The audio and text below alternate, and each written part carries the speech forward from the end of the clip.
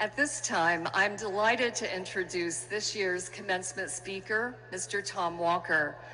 Mr. Walker is the founder and CEO of DroneUp, an American technology company specializing in advanced commercial drone services. And graduates, I'm sure that you saw the Flight Academy. I'm sure you saw drones flying around campus. This is all due to Mr. Walker and the wonderful company that is partnering with Richard Bland College. DroneUp's partners, in addition to Richard Bland, include Walmart, Brookfield Properties, NATO Allied Command, and many more. Previously, Mr. Walker served as an officer in the U.S. Navy for almost 17 years, pioneering government digital reform through reprogramming and web enablement of systems to support both U.S. and international special forces. Mr. Walker also served as an advisor to the White House on technology innovation and its impact on the emerging workforce. And he is a member of the Forbes Technology Council. He resides in Chesapeake, Virginia with his wife, Diane, who is here this evening, along with his two sons. And also, he has a fleet of drones. Please join me in a very warm welcome for Mr. Tom Walker.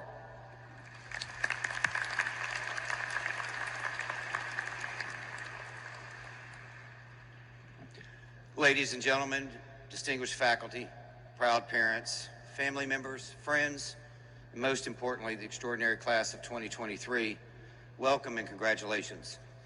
I'm so grateful to Dr. Seidow and everyone at Richard Bland for allowing me this opportunity. I'm sure that I'm no different from many others offered this extraordinary privilege when the first thing that came to mind was, why me? Why a kid that never went to college, who graduated from the lowest ranked high school in a state ranked 49th in education, the school at the time where a high school diploma was considered equivalent to a 7th grade education in more developed areas of the country. A kid who forged his mother's signature at the age of 16 to get out of what was referred to by Business Week as the poorest city in one of the poorest states in the country. Now, I'm told the statute of limitations on that forgery has expired, but let's not post anything on social media just in case. So what qualifies me to bring you any value on this special day? Well, you and the staff behind me are probably starting to wonder the same thing, but it doesn't matter. I'm here, armed with my 7th grade Arkansas education, so let's do this. Today marks a turning point in your life. You have worked tirelessly, pulled all-nighters, survived on ramen and caffeine, and perhaps most impressively, maintained your Snapchat streaks during finals week. You've persevered through years of Zoom classes, TikTok study breaks, and the great toilet paper shortage of 2020. You are the generation that turned face masks into fashion statements and virtual backgrounds into art forms. You should be very proud of your perseverance and adaptability. As you stand on the precipice of the next chapter, I urge you to remember that life is just a series of choices. Some are simple, straightforward, and delicious, like ordering a pizza.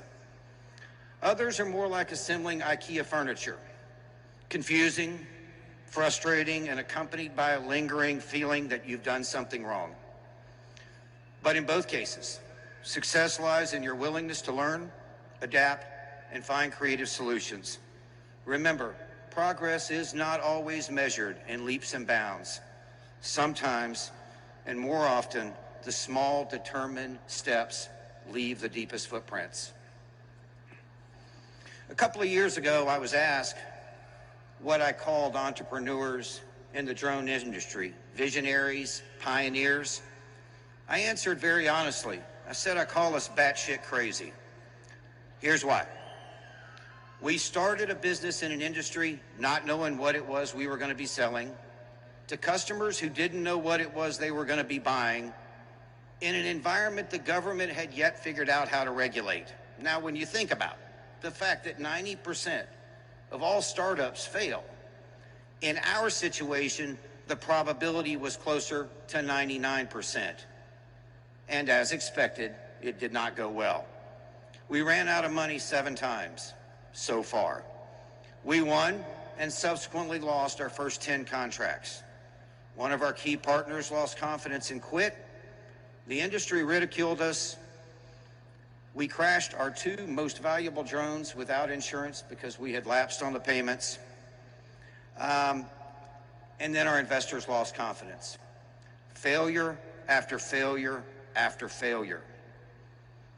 Yet today, our industry is the fastest growing in the world, and DroneUp is considered one of the leading companies in the drone services industry worldwide.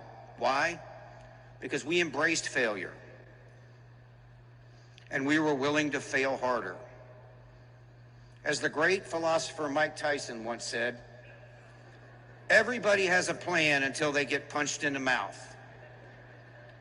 It's true, I know. But then I'm reminded of an even greater philosopher, John Wayne, who said, courage is being scared to death, but saddling up anyway. So be tough. It's okay. Tough times do not last, but tough people do. Be tough. In fact, be Calvin. As I mentioned earlier, my high school was quite small. We had about 20 people on the football team at any given time, and with 11 players on the field, we played a little bit of everything.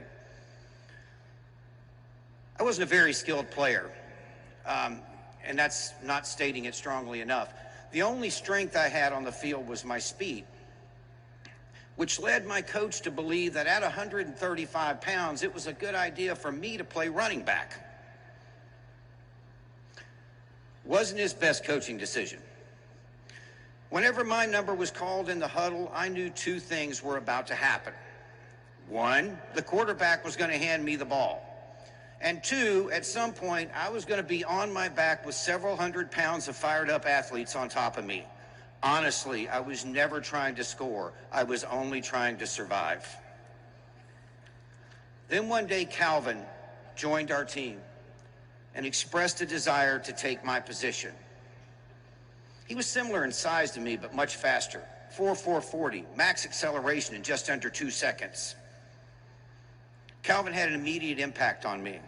He came from a very poor family and was the most humble person I've ever met. He was quiet and kind, some might even say meek.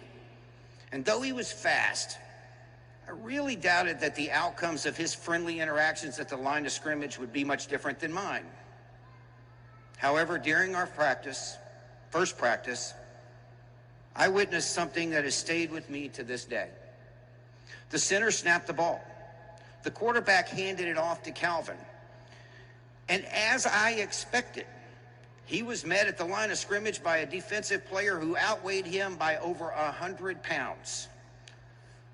It was a situation I was keenly familiar with. The collision was intense. Calvin's forward motion stopped instantly.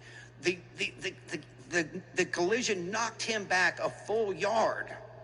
I was watching this going, I know this scenario. But then something different happened. Calvin didn't go down. His feet kept moving, his head looking left and right. And then he put his head down and he ran forward again, hit another lineman just as big as the first one, knocked him back the same way. And then he looked left and right, and then he ran forward, breaking through the line and running 80 yards for a touchdown on his very first play at practice. I was mesmerized. We all were. I remember the coach giving me a look from the sideline going, that's what you were supposed to be doing, Mr. Walker. Calvin's humility and resilience in the face of adversity taught me a valuable lesson. No matter how hard life hits you or how insurmountable your challenges may seem, you got to keep moving forward. Look for new paths and never give up. Remember to appreciate the people who have supported and loved you throughout your journey. Like a cactus, which can survive long periods of drought because of the water stored in its stem, you too have a reservoir of strength built up through the love and encouragement of your friends, family, and mentors. Take a moment to express your gratitude to these incredible individuals, whether they're sitting here with you today or cheering you on from afar. Without them, your achievements would not have been as sweet, and your missteps would have been far harder to overcome. As you leave this campus and embark on your next adventure, I encourage you to always be unapologetically yourself. Remember to laugh often, cherish relationships, and most importantly, be kind, not just to others, but to yourself. Don't you agree our society would be a much better place with just a little more kindness? You are leaving here today with a wealth of knowledge. I've heard it said that knowledge is power. Indeed, knowledge alone can be a powerful tool. But when it is combined with humility, it becomes truly transformative. Humility allows individuals to recognize their own limitations and be open to learning from others. Openness leads to collaboration, empathy, and a greater understanding of different perspectives. Knowledge paired with humility fosters growth, builds strong relationships, and makes our world a better place. I wrote something many years ago during a very tough point in my life. I say it every day. I hope you remember it. Be proud but not arrogant, confident but not cocky, and never tell others why you're better. Tell them why you're different. Let them decide if that's better. So as you leave here today, remember this: be yourself, be kind, be tough, embrace failure, stay humble, and don't be afraid to get a little batshit crazy every now and then. Congratulations, graduates. Thank you.